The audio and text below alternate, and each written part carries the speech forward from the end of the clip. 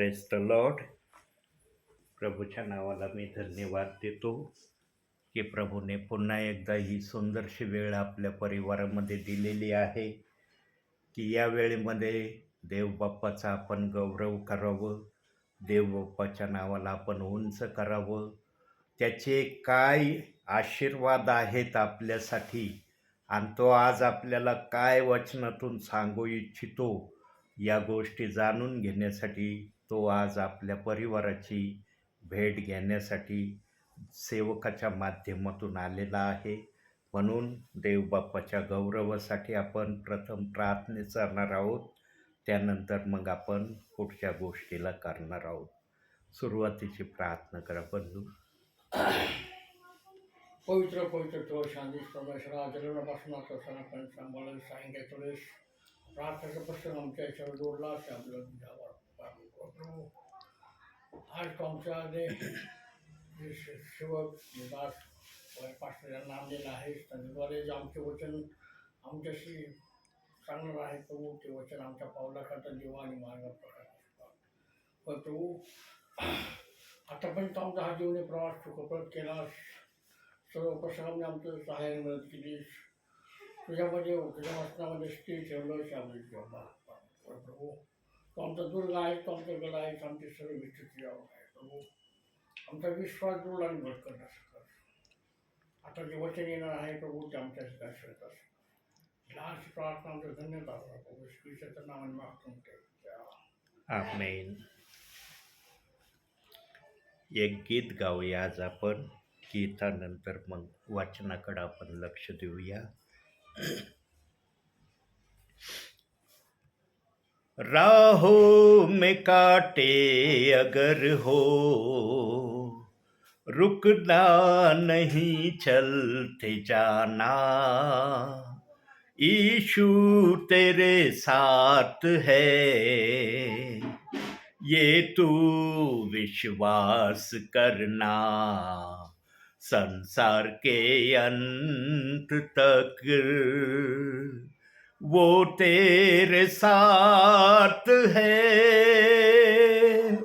राहों में काटे अगर हो, रुकना नहीं चलते जाना, यीशु तेरे साथ है, ये तू विश्वास करना, संसार के अंत तक वो तेरे साथ है. आंधी आने दो याने दो तूफान, आंधी आने दो याने दो तूफान, वो नैया क्या डूबेगी जिसमें है यीशु महान.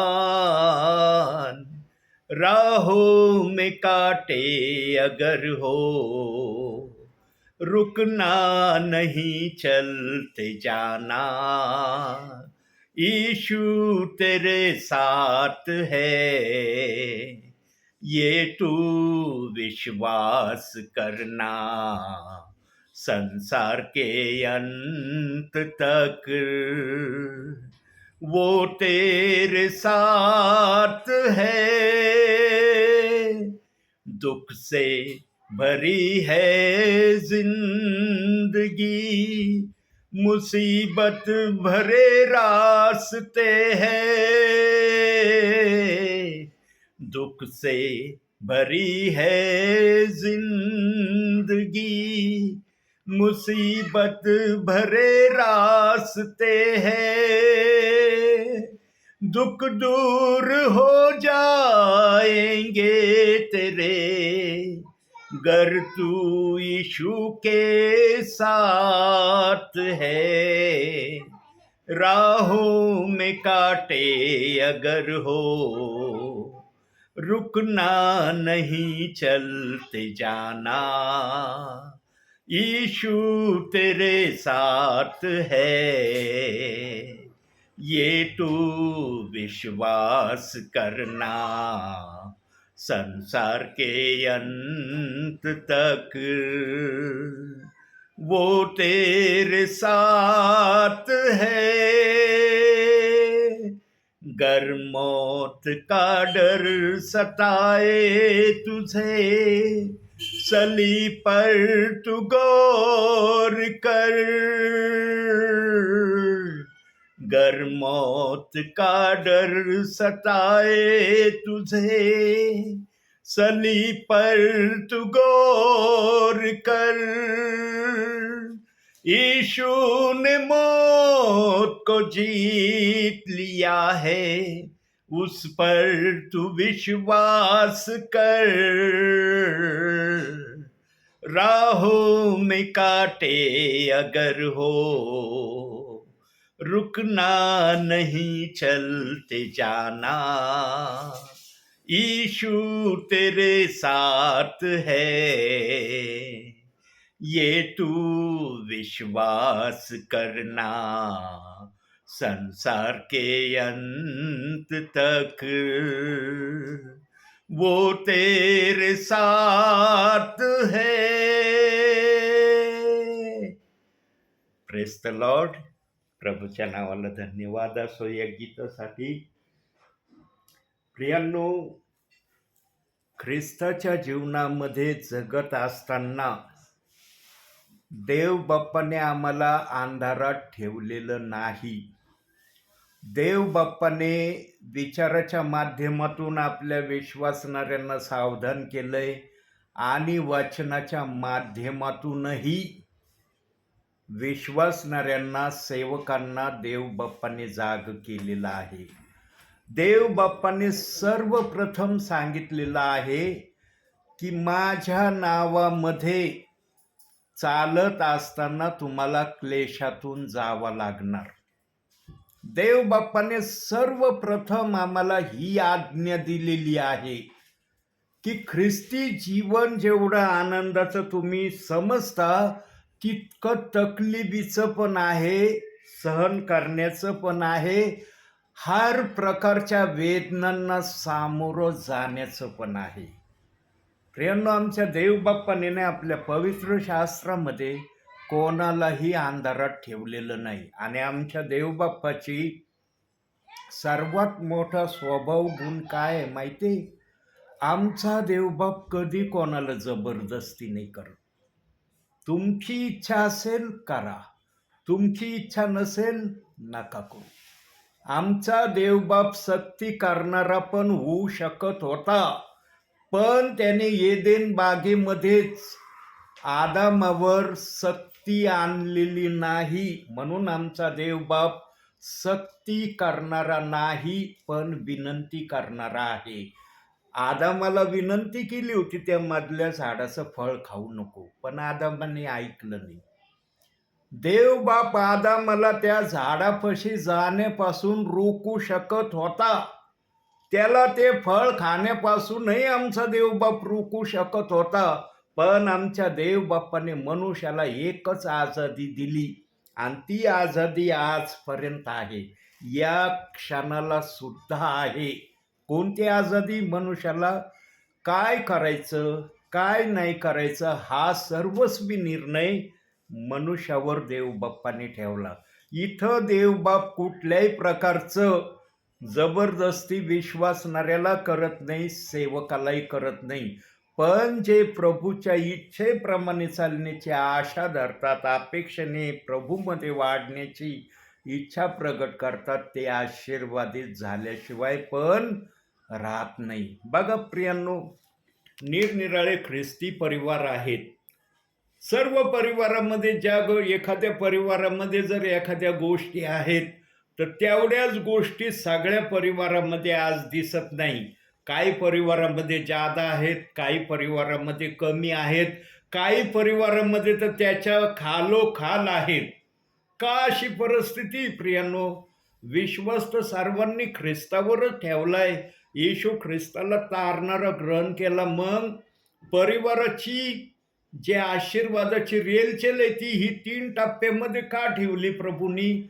कारण ज्याने ज्या प्रकारे देव बाप्पाला खुश केलंय, ज्या प्रकारे देवाचं नाव उंच केलंय, त्या प्रकारे त्यांना देव बाप्पाने आशीर्वाद देण्याची ही प्रक्रिया केलेली आहे. म्हणून काही परिवारामध्ये खूप आशीर्वाद आम्ही पाहतो, इतके पाहतो की आम्हाला कधी कधी आश्चर्याचा धक्का बसतो.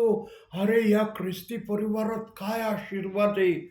पण एखाद्या परिवारात अशी काही गोष्ट या दासाला दिसते, अरे या परिवारात तो काय तेवढे आशीर्वाद मला दिसत नाही जेवढे असायला पाहिजे.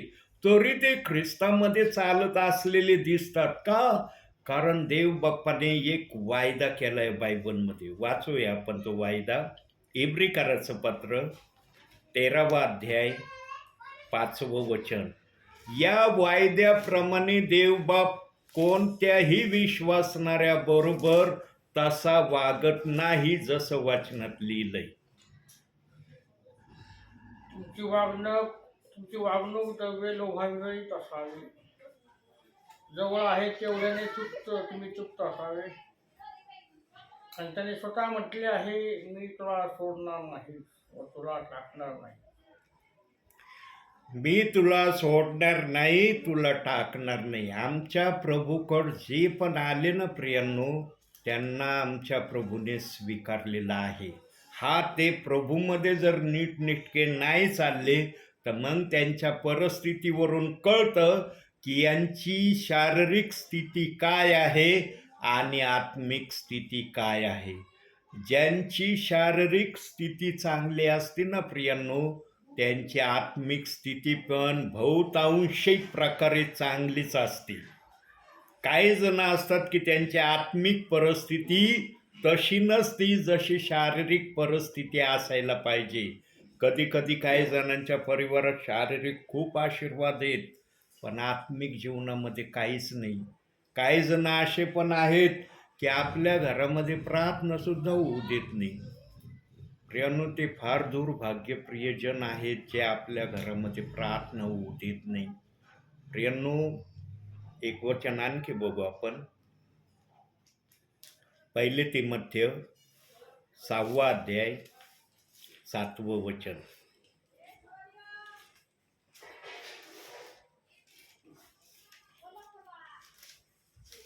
1 तिमोथेय 6वा अध्याय 7वं वचन.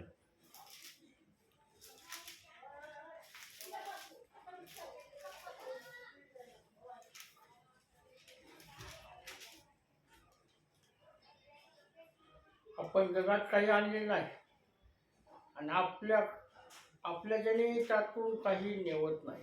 जगात आणले का काही आपण? आईच्या उदरातून जसे आपण रिकामे आलो ना, तसंच आपल्याला प्रभूच्या दरबारात रिकामं जायचंय. पण देवाने आम्हाला एक संधी दिली की तुम्ही माझ्या दरबारात येण्या अगोदर हे धन माझ्याबरोबर घेऊन या. या धनाला घेऊन येण्याची देवबाप्पाने परवानगी दिली, पण शारीरिक धनाला देवबाप्पाने बंदी घातलेली आहे. देवबाप म्हणला, मी शारीरिक धनाची तुम्हाला कुठली परवानगी देत नाही. म्हणून वचनात मत्ते 6वा अध्याय 19 ते 21 वचनात सांगितलंय, तुम्ही पृथ्वीवर आपली धनसंपत्ती साठवू नका, तर आपली धनसंपत्ती तुम्ही स्वर्गात साठवा. कारण तिथं कसर लागत नाही, तिथं चोर येत नाही, तुमची धनसंपत्ती चोरूनही नेत नाही. जिथं तुमचे धन आहे तिथं तुमचं मनही लागन. अशा अनुषंगाचे शब्द त्या वचनामध्ये देवबाप्पाने ठेवले. प्रियांनो, पण आज मनुष्य काही विश्वासणारे आत्मिक धनसंपत्ती साठवण्याऐवजी शारीरिक धनसंपत्तीच्याच मागं लागलेत.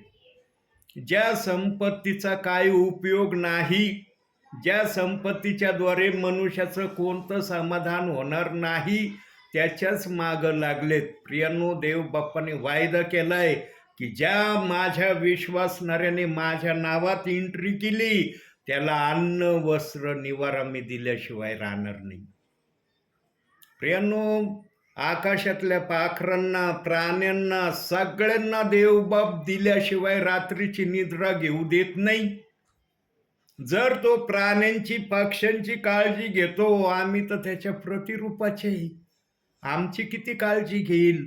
पण मनुष्य देव बाप्पाची इच्छा पूर्ण करण्याऐवजी संसाराची इच्छा कशी मला जास्तीत जास्त पूर्ण करता येईल याकडे लक्ष देतो. आणि या इच्छेपायी काही जण आपल्या घरामध्ये प्रार्थना होऊ देत नाही. त्यांना शारीरिक चिंतेमुळं ते आत्मिक आशीर्वादाला नको म्हणतात आमच्या घरात. प्रियांनो, जो सेवक सेवेला जातो, सेवा करतो, गावोगावी अनुभव घेतो, त्या सेवकाजवळ अनुभव आहेत बोलण्याचे. जो सेवक सेवेला जात नाही, गावोगावी फिरत नाही, त्यांच्याजवळ काय अनुभव असणार आहे. माझ्याजवळ हर प्रकारचा अनुभव देवबाप्पाने ठेवलेला आहे. प्रियांनो, मी अनुभवाने भरलेला देवाचा सेवक आहे. आणि आजही माझ्याबरोबर माझा देवबाप बोलतो, मला सांगतो, म्हणून मी सेवेला आहे. मला जर देवबाप्पाने सांगितलं नाही, देवबाप माझ्याबरोबर राहिला नाही, तर मला येईल का सेवा करता.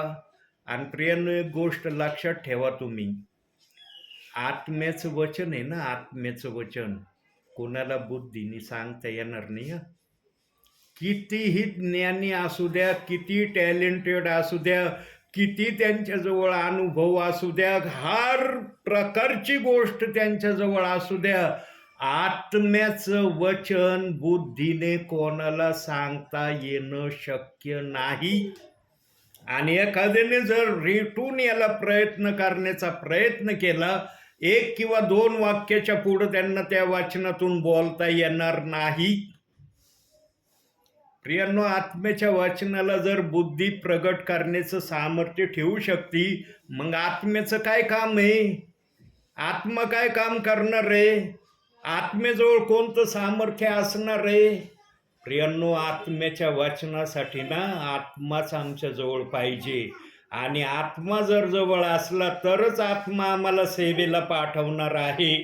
आत्मा फक्त जे प्रभूची इच्छा पूर्ण करण्याची इच्छा ठेवतात त्यांच्याबरोबर कार्य करतो. आत्मा जबरदस्ती कोणाबरोबर कार्य करत नाही बरं का. आत्म्याला जबरदस्ती चलत नाही. आणि जिथं प्रभूच्या आत्म्याचा अपमान होईल ना, तिथं प्रभूचा आत्मा कधी जाण्याची इच्छा ठेवत नाही बरं का. लक्षात ठेवा.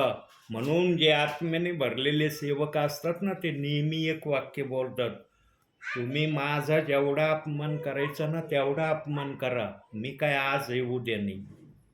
पण देवाचं जर अपमान केला आणि देव जर नाराज झाला, तर मग सेवकाचं तुमच्याकडे येणं कठीण आहे. आणि माझ्या सेवेत मला अनुभव येतोय. काही जणांचे मला आजही फोन येतात, ब्रदर 3 वर्ष झाले तुम्ही आमच्याकडं प्रार्थनेला आलेले, सर्वत्र तुम्ही प्रार्थनेला जातात, आम्हाला बाहेरून कळलंय, पण आमच्यापर्यंत तुम्ही येत नाही. एखाद्या परिवारात जर प्रभू डिस्टर्ब झाला ना प्रियांनो, सेवक तेच करतो जे प्रभू सेवकाला सांगतो. आत्म्यावाला सेवकनं कधी बुद्धीने जात नाही. आणि माझ्या सेवा क्षेत्रात मी, कुणी जर मला फोन केला की ब्रदर तुम्ही प्रार्थनेला आत्ताच्या आत्ता या, कधीच मी त्यांच्या फोनला होय उत्तर देत नाही. त्यांना मी सांगतो, प्रभू मला दाखवेल त्यावेळेला मी प्रार्थनेला येईल. कधी कधी असं पण होतं की देवबाप्पाने जर एखाद्याचा फोन आला आणि मी घरामध्ये असलो आणि देवाचा आत्मा जर म्हणला यांचा फोन आलाय जातो, तर त्यावेळेला मी गेलेलो पण आहे. पण ही घटना फार क्वचित 1-2 वेळेस झालेली, रेग्युलर नाही. फोन आल्याबरोबर मी लगेच गाडी काढून निघणारा सेवक नाही, कारण मला देवाने दाखवलं पाहिजे. एखाद्याचा फोन आला, मी गेलो त्या ठिकाणी प्रार्थनेला, देवाचा आत्माच नाही आला माझ्याबरोबर वचन सांगायला, काय बोलणार आहे मी तिथं. मी मस्ट ॲड इन टॅलेंटेड सेवक आहे, अनुभवी सेवक आहे. मी खूप संदेश दिलेले आहेत. लोक माझ्या संदेशाला पसंतही करतात. पण त्या दिवशी जर मला काही बोलताच आलं नाही तर काय करायचं? विश्वासणारा हे विचार केल्याशिवाय राहील का नाही? अरे हे तर नेहमी किती काही सुंदर बोलतात, आज कमून येतो तो तन्म करू राहिलेत आणि वचन एक आणि यांची भाषा एक, आज असं का होऊ राहिलं? जिथं आत्मा येत नाही ना तिथं काही होऊ शकत नाही. मनुष्याच्या सामर्थ्याने कोणती गोष्ट होणं संभव नाही असं बायबल सांगतं. आत्मा असेल तर तुम्ही कार्य करणारे व्हाल. आत्मा असेल तर तुमच्याद्वारे प्रभू उंचावला जाणार आहे.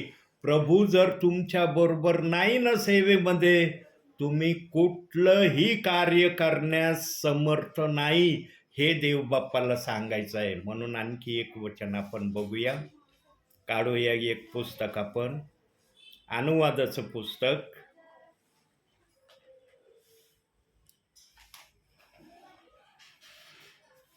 30वा अध्याय 19वं वचन. अनुवाद 30वा अध्याय 19वं वचन. बघा तिथं एक शब्द दिलाय, आकाश व पृथ्वीया साक्षी ठेवून आज मी तुम्हाला सांगतो की जीवन आणि मरण, आशीर्वाद आणि शाप ही पुढे ठेवले आहे. जीवन निवडून घे म्हणजे तू व तुझा वंश जिवंत राहतो. आकाश आणि पृथ्वीला साक्षी धरून मी सांगतो, तुझ्या समोर मी जीवन आणि मरण, आशीर्वाद आणि शाप तुझ्या समोर ठेवले आहेत. तू जीवन निवडून घे. का यहोशुवाला मोशेने या वचनातून मार्गदर्शन केलं? कारण यहोशुवाला फार मोठी कामगिरी करायची होती. ज्या कामगिरीच्या पात्रतेचं मोशेला देव बाप्पाने समजलं नाही. का मोशेला त्या पात्रतेचं देव बाप्पाने समजलं नाही प्रियांनो? कारण मोशेने पण आपल्या भावी जीवनामध्ये एक आज्ञा प्रभू येशू ख्रिस्ताची, प्रभू परमेश्वराची मोडली होती.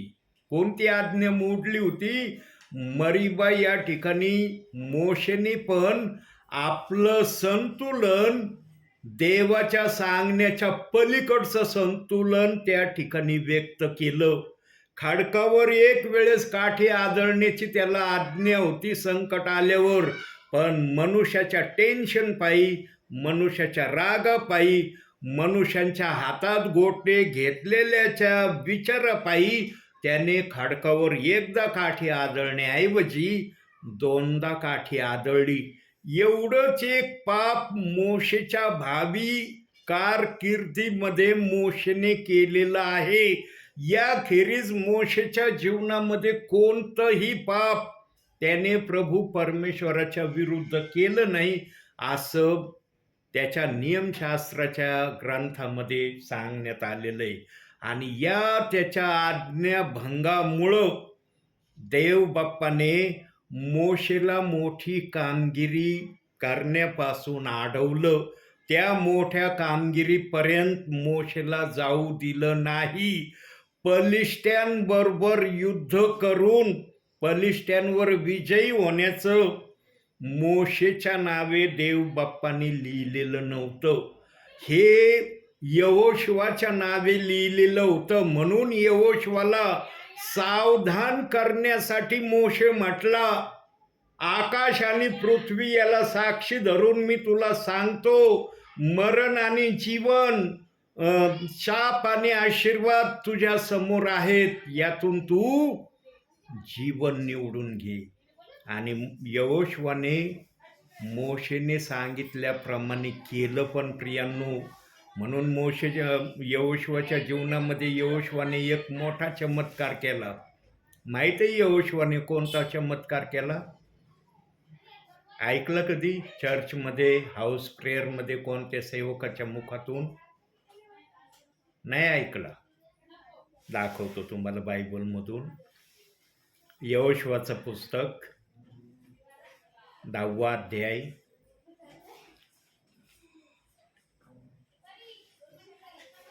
यहोशुवाचं पुस्तक 10वा अध्याय.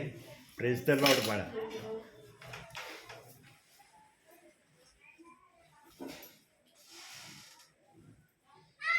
अनुवादानंतर अनुवाद संपलं की यहोशुवा.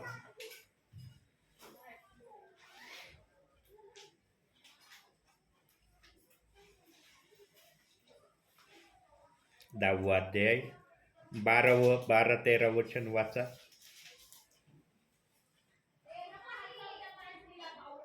परमेश्वराने आमोरी लोकांस इस्रायल लोकांच्या हाती दिले तेव्हा यहोशुवा परमेश्वराशी बोलला. इस्रायला सुरक्षित तो असे म्हणला, हे सूर्या तू गिबोनाबरोबर स्थिर हो, हे चंद्रा तू आयलोनच्या खोऱ्यावर स्थिर हो. तेव्हा सूर्य स्थिर झाला आणि चंद्र थांबला. त्या राष्ट्राने आपल्या वैराचे पुरे उष्णे केळीपर्यंत थांबले. प्रियांनो, जेव्हा यहोशुवाच्या सेनेचं पलिष्ट्यांबरोबर युद्ध चाललेलं होतं आणि सूर्यास्ताच्या काही अगोदर वेळपर्यंत जेव्हा पलिष्टी लोक यहोशुवावर आणि यहोशुवाच्या सैन्यावर विजयी होण्याच्या मार्गामध्ये यहोशुवाने पाहिलं, तेव्हा यहोशुवाने पृथ्वीवर उभं राहून त्याने फक्त सूर्याला म्हणला, हे सूर्या, आज तू सूर्यास्ताला जायची घाई करू नको, तू मावळायची आज घाई करू नको, तू गिबोनावर स्थिर थांब. बघा, पृथ्वीवर असलेला यहोशुवा करोडो किलोमीटरच्या अंतरावर असलेला सूर्य, त्याच्यापर्यंत यहोशुवाचा शब्द गेला.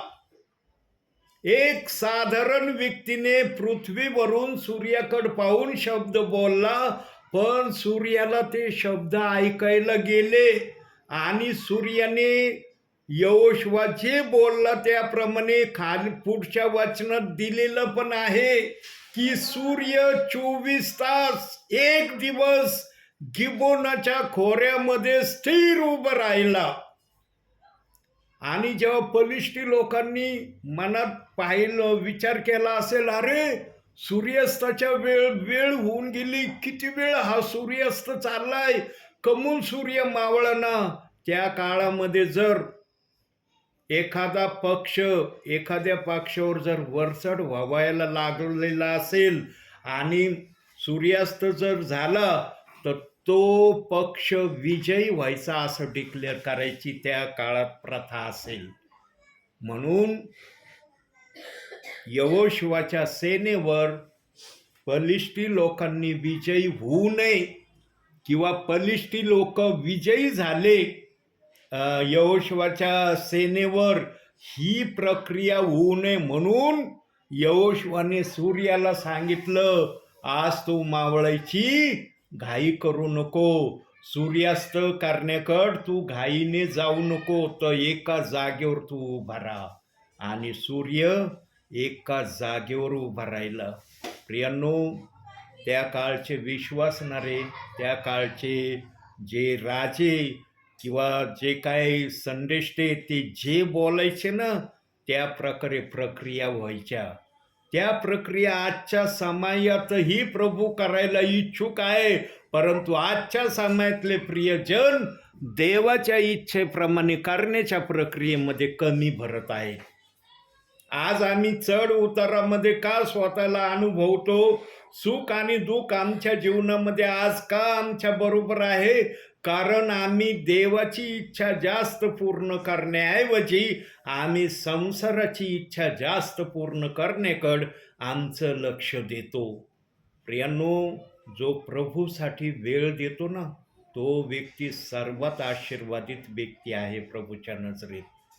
त्या व्यक्तीला जरी या गोष्टीची भान नसेल ना, की मी बसलो बा, सेवक आले म्हणून मला बसावं लागलं, अशा इराद्याने जरी बसलं ना, देवबाप त्या विश्वासणाऱ्याचा आदर करतो.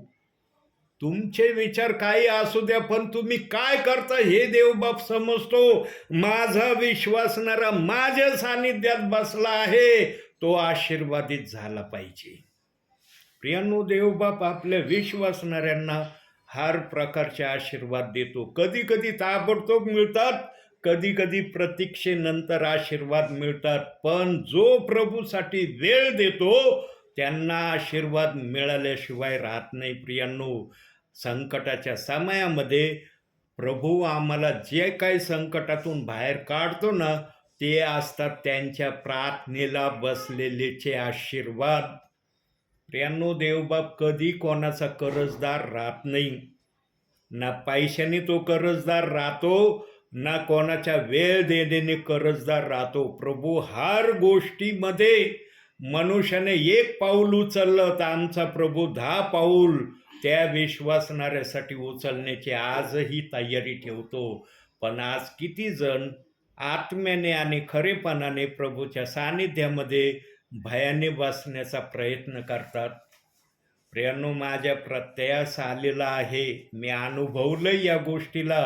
काही प्रियजन बसलेले असतात, परंतु त्यांचं ध्यान अन्य ठिकाणी भटकत असतं. आणि मी त्यांना विचार नाही केले आत्म्याच्या प्रेरणेने. मी बोलत आहे, आत्ता बोललेला शब्द काय बोललो सांगा बरं. तर काही जणांना तो शब्द सांगता आला नाही. का सांगता आला नाही? कारण लक्षच नाही ऐकण्याकडं. बसलो तर आम्ही, पण आमच्या डोक्यात चाललेत विचार वेगळेच. आमचा आत्मा कुठंतरी फिरून येत आहे.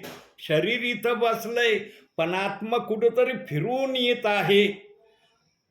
प्रार्थनेमध्ये कधी अशी प्रक्रिया न होता कामा नये. प्रियांनो, प्रार्थनेमध्ये शरीराने पण आत्म्याने पण तुम्ही प्रभूच्या सानिध्यातच असलं पाहिजे.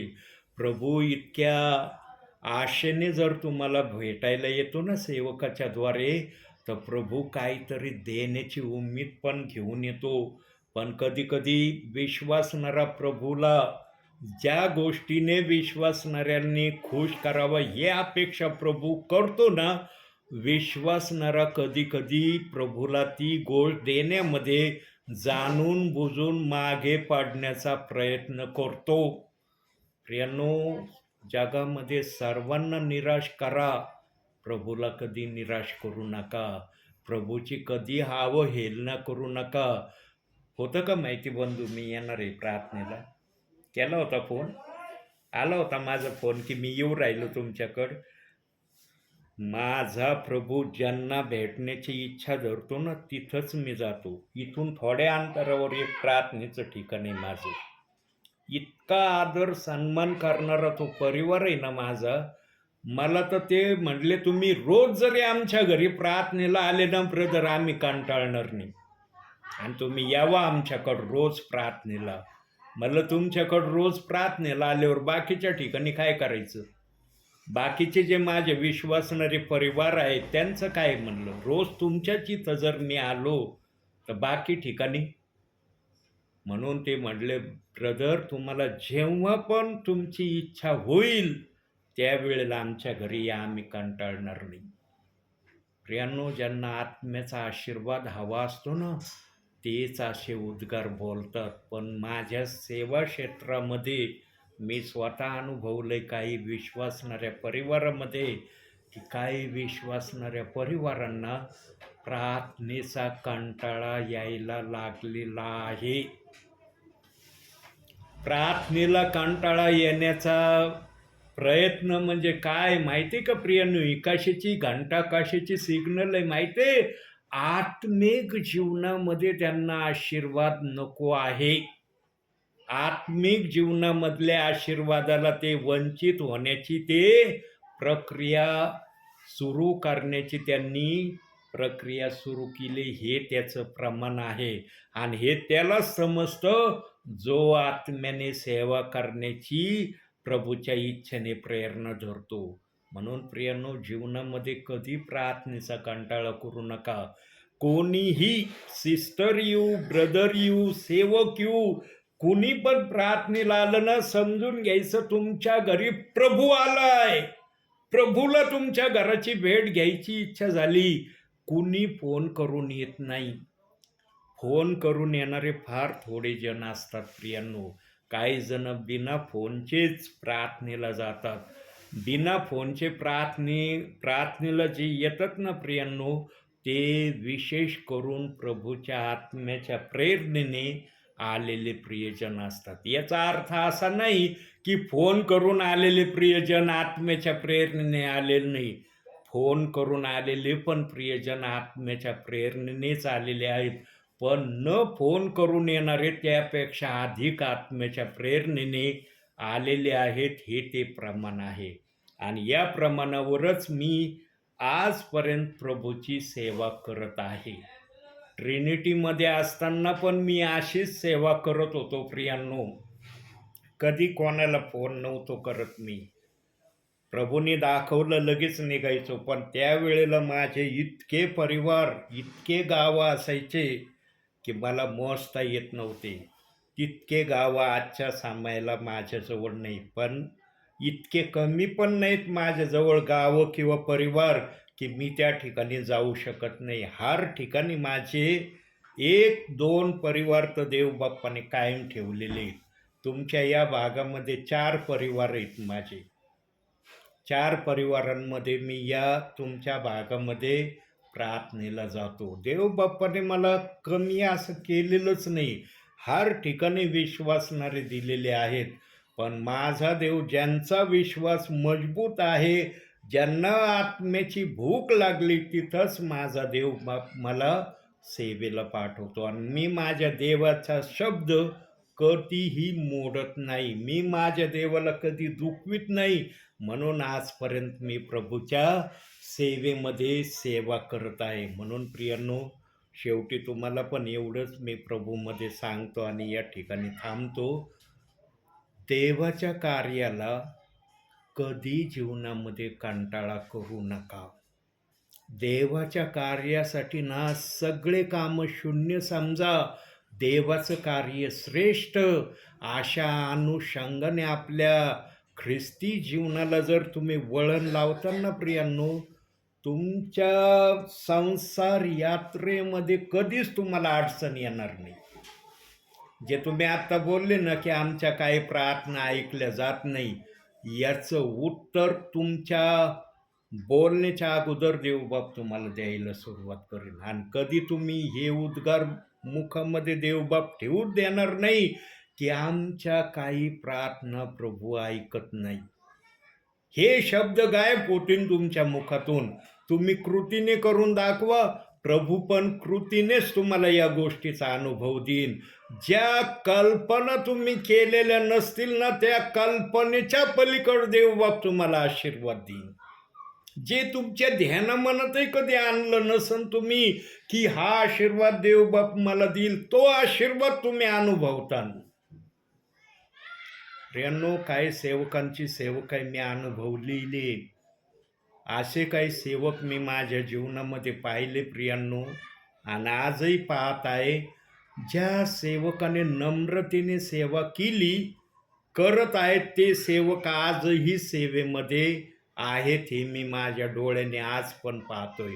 पण ज्या सेवकाने प्रभूच्या समोर नम्रतेने सेवा करण्यापासून स्वतःला वंचित केलं, ते फार काळ प्रभूमध्ये सेवेमध्ये राहू शकले नाही. प्रियांनो, सेवकाजवळ सर्वात पहिली गोष्ट काय असलं पाहिजे माहिती का? प्रभूचा आत्मा त्याच्याजवळ असला पाहिजे. दुसरी गोष्ट, त्याच्याजवळ परिवार असले पाहिजे. आणि तिसरी गोष्ट, त्याच्याजवळ वचन असलं पाहिजे. विश्वासणारा केव्हा बसतो सेवकासमोर? वचन आहे तर तो बसेल. वचन नाही तर तो म्हणशील काही नाही यांच्याजवळ, कशाला बसायचं. प्रियांनो, ज्याच्याजवळ वचन आहे ना, त्याच्याजवळच जीवन आहे. ज्याच्याजवळ वचन नाही ना, त्याच्याजवळ जीवन नाही. ही प्रक्रिया विश्वासणाऱ्यांना पण अशीच आहे आणि सेवकाला पण अशीच आहे. देवबाप्पाने या प्रक्रियेमध्ये बदल केलेला नाही. विश्वासणाऱ्याकडे वचन नसलं तरी चाललं असं प्रभू म्हटला नाही. विश्वासणाऱ्या जवळ पण वचन पाहिजे, सेवकाजवळ पण वचन पाहिजे. फक्त विश्वासणाऱ्याची तयारी असली पाहिजे की मला माझ्या देवाला उंच करायचं आहे. ज्यांच्या हृदयात देवाला उंच करण्याची प्रक्रिया आहे ना, ते विश्वासणारे हर प्रकारे देव बाप्पाला उंच करण्यासाठी स्वतःला तयार ठेवतात. म्हणून त्या प्रक्रियेमध्ये तुमचा पण देव बाप्पाने समावेश केलेला आहे. म्हणून या दासाला इथं पाठवले प्रभूंनी. हा दास इथं वेळ घालवायला आला नाही, देवाचा निरोप सांगण्यासाठी हा दास आपल्यापर्यंत आलेला आहे. म्हणून आज जे काही वचन आपल्यासाठी देव बाप्पाने पाठवलेलं आहे, त्या वचनाशी नम्र राहण्याचा तुम्ही जास्तीत जास्त प्रयत्न करा. म्हणून आजच्या या छोट्याशा संदेशातून देवबाप तुम्हाला आणि मला भरपूर आणि भरपूर आशीर्वाद देव. आमेन. डोळे बंद करा, प्रार्थना करूया आपण. Hallelujah, hallelujah, hallelujah, hallelujah. Praise the Lord, praise the Lord, praise the Lord. Glory Jesus, glory Jesus, glory Jesus. Thank you Lord, thank you Master. Gracious Father, gracious Father, gracious Father. Wonderful Jesus, thank you Master, thank you Jesus. Hallelujah, hallelujah, hallelujah. धन्यवाद के साथ स्तुति गाऊंगा, हे यीशु मेरे खुदा, उपकार है तेरे बेशुमार, कोटि कोटि स्तुति धन्यवाद।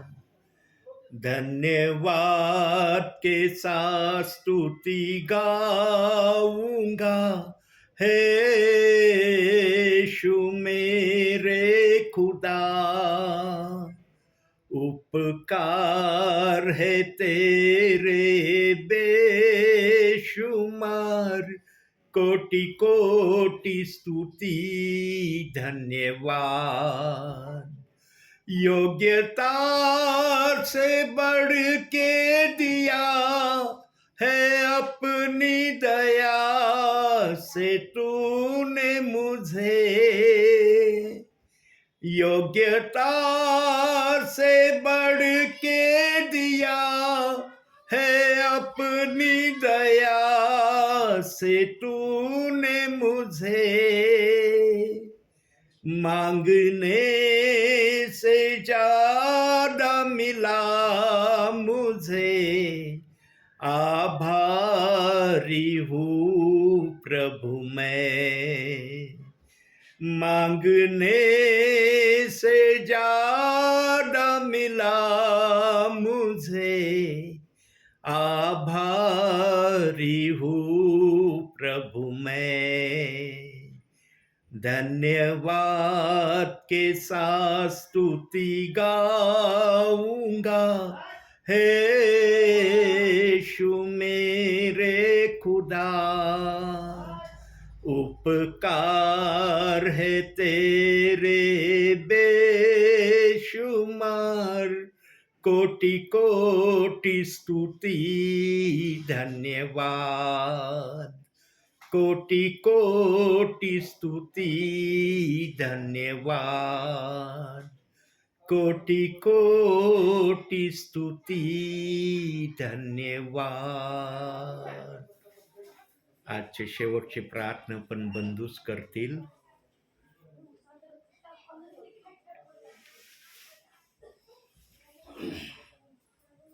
पवित्र पवित्र ठोस संदेश परमेश्वरा, आजच्या दिवसाबद्दल आम्ही तुझी स्तुती करतो. आज दोघं तू आम्हाला सांभाळलेला आहे. सायंकाळच्या वेळेस प्रार्थनेचा प्रसंग झालास, तुझ्या दासाकडे जे आम्हाला वचन दिलेलं आहे प्रभू, जे आमचे वचन आमच्या पावलाकडे देव आणि मागा प्रभू, आमच्या कुटुंबाचा तू आतापर्यंत प्रतिपाल केला, सांभाळ केला, सर्व प्रसंगाने आमची सहाय्य मदत केलीस, यावर प्रभू पास्तांची सेवा तू आशीर्वाद केली आहेस, तू करतो आहेस त्याबद्दल तुझ्या इथून पुढचं सर्व जीवन आमच्या हातामध्ये देतो. आमचा मार्गदर्शक हो, आमचा तू पुढारी हो. प्रभू आतापर्यंत आमचा यजनेवर झालास, आमचा सांभाळ केला त्याबद्दल तुझ्या प्रभू आमचं आरोग्य फॅमिली तुझ्या हातामध्ये तुमच्या बहीण भावडा जर करतो हातामध्ये घे. आतापर्यंत आमचा सांभाळ केला त्याबद्दल प्रभू इथून पुढचे सर्व जीवन तुझ्या हातामध्ये घे. तुझ्या मार्गात चालण्यासाठी आम्हाला विशेष आहे. तुझं वचन आमच्या पावलाखाली देवा आणि मार्गावर प्रकाश तुझी स्तुती करतो, महिमा बनतो. यापुढे प्रभू आमच्या घरामध्ये तुझं सुख शांती आणि समाधान आमच्याद्वारे तो उंचावत आणि घेऊ.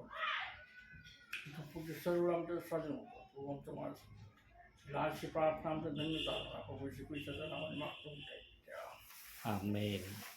आणखी मागतो स्वर्गीय बापा, खरोखर तुझ्या दासाने शॉर्ट आणि स्ट्रेटमध्ये अतिशय उत्तम मागितलेलं आहे माझ्या बापा.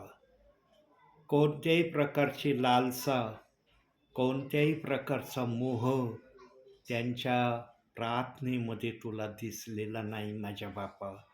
त्यांनी जास्तीत जास्त तुझ्या भयामध्ये राहण्याची अपेक्षा व्यक्त केलेली आहे. तुझ्या नावाला उंच करण्याची प्रक्रिया त्यांच्या जीवनातून व्हावी याची उपेक्षा नव्हे तर अपेक्षेने त्यांनी तुझ्याकडं मागितलेलं आहे. स्वर्गीच्या देवा, त्यांनी जे काही मागितलं आहे ते त्यांना देऊन तृप्त कर माझ्या बापा. सेवकांना पण त्यांनी मागं ठेवलं नाही माझ्या बापा. सेवकांसाठी पण जे योग्य आहे ते त्यांनी तुझ्याकडं विनंतीच्याद्वारे कळवलेलं आहे. स्वर्गीच्या देवा, तुझी दया कृपा आरोडे परिवारामध्ये सदैव तू ठेव माझ्या बापा. जेवढे परिवार आहेत माझ्या बापा आरोडे परिवार, त्या सर्व परिवारांमध्ये तुझे विपुल आणि भरपूर आशीर्वाद तू पाठव. जरी तुझ्या दासाचं जाणं त्यांच्यापर्यंत होत नाही माझ्या बापा, तरी मी तुला विनंती करतो माझ्या बापा, या एक परिवाराच्या माध्यमातून का होईना माझ्या बापा, बाकीच्या परिवारांना तो आशीर्वादित कर माझ्या बापा, ही विनंती करतो माझ्या बापा. स्वर्गीच्या देवा, तुला सर्व प्रियजन एक समान आहे माझ्या बापा. तू कोणाचा भेदभाव करणारा देव नाही माझ्या बापा.